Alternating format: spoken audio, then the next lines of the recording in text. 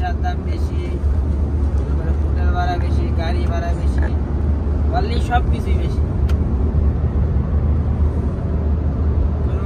সব দেশে থেকে আর কি চাপ করে মুসলিম কান্ট্রিগুলোকে তাই নাকি পরে লিমিট দেওয়া যায়, এই দেশের এত লোক, এই দেশের এত লোক।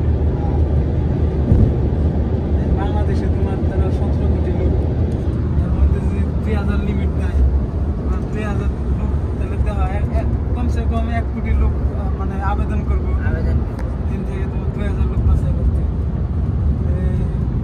এরকম যা করতে পয়সা আছে টাকার দিকে তাকাবো আর এখন যে কোনো উপায় আমার দায়িত্ব এবছর না গেলে আমার চলবো না। মুসলিম করিয়া যায়। হ্যাঁ জানি এখন তো কতগুলো মুসলিম কান্ট্রির বাবা আছে, প্রত্যেক জায়গাতে 2000 করে 3000 করে আরে মারা চিন্তা হলে এবার টাকার দিকে তাকাইতো না। আর বলে যে মরলেও শান্তি। আমরা জানি কি স্কুলে স্যারের বাপ মারা গেছে, আমরা করতে হয় করতে হয় বুঝছো, এর কাম হয়েছে নিচে না আমি শুনছি পরে লাভ কি পরে শুনছি, যদি শুনতাম তাই আমি আইলাম হইলে।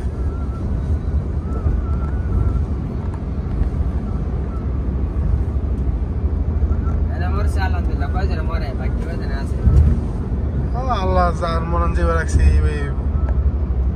এই উচিত জায়গাতে মরলে হলাম।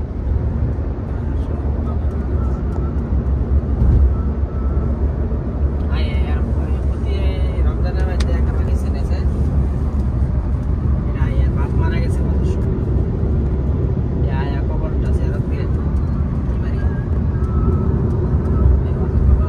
ছয়দিন থাকতো না মক্কা, একদিন গিয়ে জিয়ারত করে ছয়দিন মক্কা থাকতো। হ্যাঁ ভালো তো।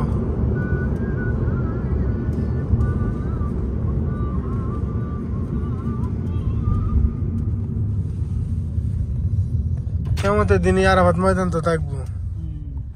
দিনটা আসর না শুরু হবে না, আসর না শুরু এখানেই হবে গো। কত